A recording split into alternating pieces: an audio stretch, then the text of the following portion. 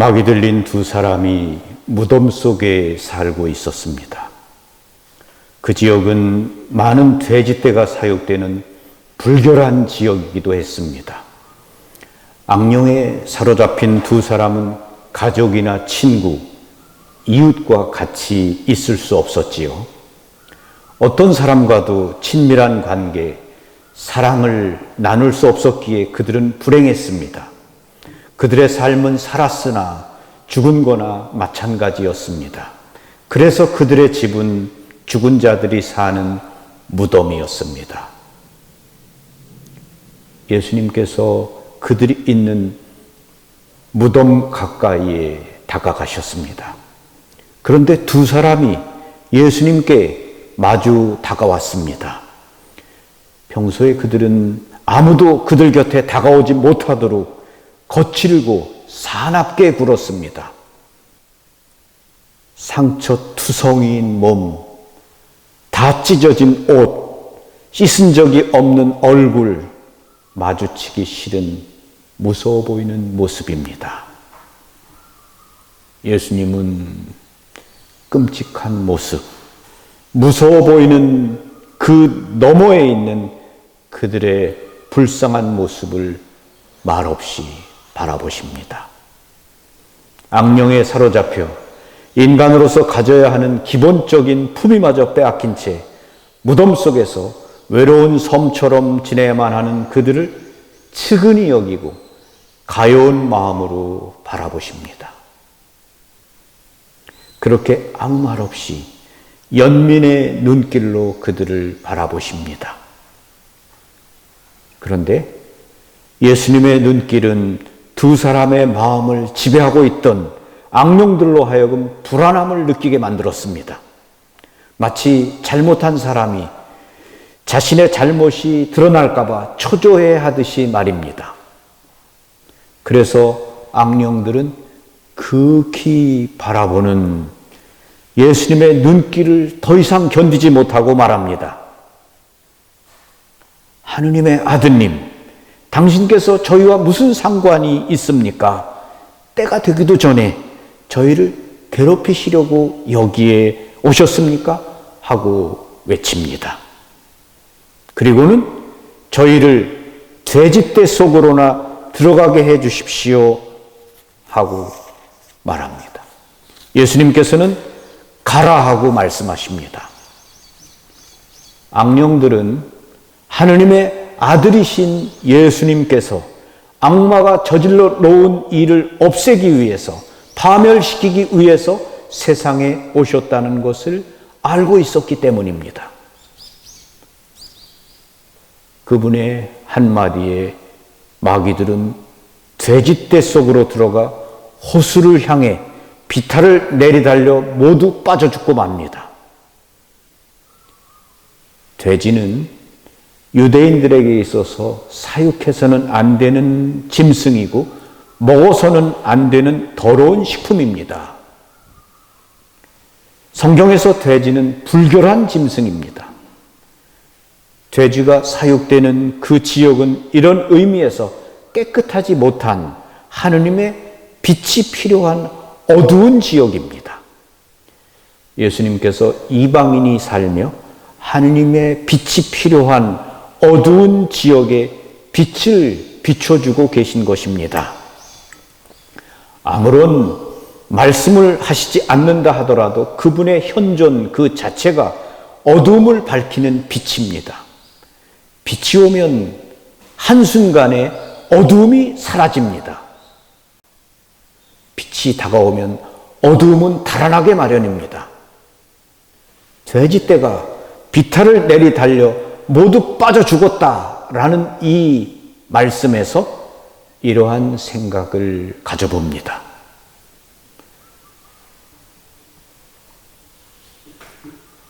예수님이 그 마을에 도착하자마자 일어난 이 모든 일들을 돼지치던 이들이 처음부터 끝까지 모두 목격합니다. 그들은 자신들이 본 것을 마을 사람들에게 가서 전부 이야기합니다. 마을 사람들은 이 이야기를 들으면서 예수님을 향해 마음의 문을 열기보다는 닫습니다. 예수님에 대해 어떤 두려움을 갖습니다. 그들은 죄질을 치면서 살아온 사람들입니다. 한순간에 그들의 많은 재산을 잃어버리게 된 것입니다.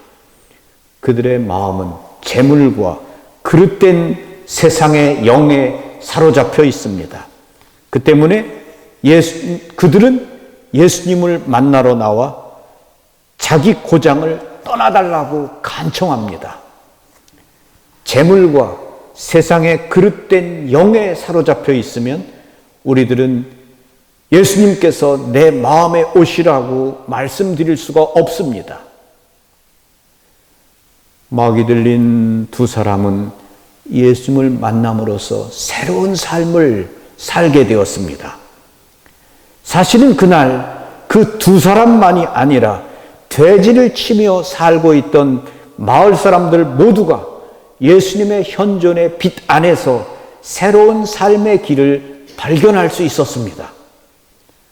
그러나 그들은 그들의 없어진 재물, 아까운 돈 때문에 예수님께 정중히 떠나가 주시라고 청합니다. 그들은 예수님 옆에 너무도 달라진 모습으로 서 있는 두 사람을 보면서도 재물만을, 돈만을 생각했습니다. 어쩌면 그들은 그 두 사람을 탓했을지도 모릅니다.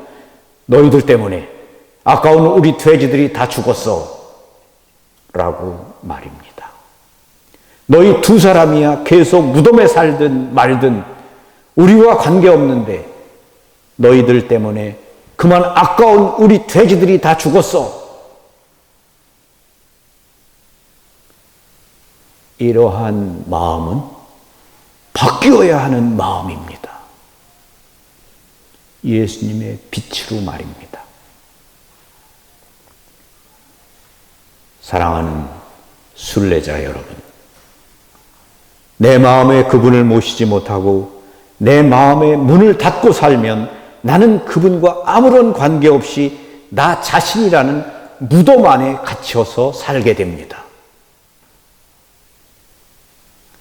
내가 무덤 속에서 나와 예수님께로 나아갈 때 예수님께서 나를 바라보십니다. 그분이 나를 바라보실 때 내 마음은 치유되고 변화되고 깨끗해집니다. 그분의 눈길은 내 마음을 정화시켜 주십니다. 물질을 첫 번째로 알고 물질의 영에 사로잡혀 그분을 떠나 살면 안 됩니다. 그때 우리의 마음은 병들고 그릇된 것들이 마음을 지배하게 됩니다. 그 때문에 언제나 우리의 손을 잡고 우리를 예수님께로 데려가시는 우리들의 어머니이신 성모님께서 이렇게 말씀하십니다.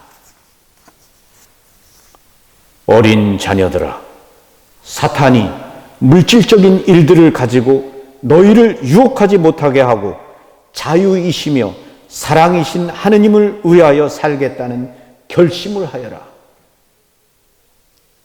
물질적인 쾌락을 추구하지 말고 하느님을 찾아라. 생명을 택할 것이며 영혼의 죽음을 택하지 말거라. 나는 너희를 위해 기도하고 있으며 너희 한 사람 한 사람을 위해 하느님께 전구하고 있다. 평화의 모의이신 성모님의 말씀처럼 우리는 물질이 아니라 하느님을 택하고 하느님을 향해 우리들의 마음을 열어야 합니다. 하느님을 위해 살고자 할 때 악령에 시달렸던 두 사람의 일을 내일처럼 기뻐하고 감사하며 그들과 함께 음식을 나누며 축하해 줄 수 있는 그러한 사람의 마음, 인간적인 마음을 가질 수 있게 됩니다. 아멘. 고맙습니다.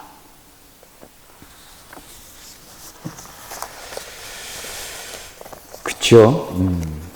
예수님은 그 두 사람을 바라볼 때 끔찍한 모습, 그 너머에 있는 그들의 고통, 괴로운 삶, 그것을 보십니다. 우리는 대부분 그곳에 눈을 감습니다. 그리고 보지 않으려고 합니다. 사실은 본다는 것은 대단히 위험한 겁니다. 본다는 것은 위험해요. 그래서 보지 않으려고 해요. 보면은 우리의 마음에 뭔가 움직이게 됩니다. 저 사람 도와줘야 되는데, 그것은 사실은 나에게 도전해 오는 거기 때문에 보지 않으려고 피해서 가버립니다. 피해서 눈을 감아버리죠. 그것이 우리가 사는 세상입니다. 그런데 예수님은 봅니다. 그 너머의 것을 보고 다가가십니다. 그리고 그 필요에 응답하십니다. 그것이 예수님과 우리와 다른 겁니다.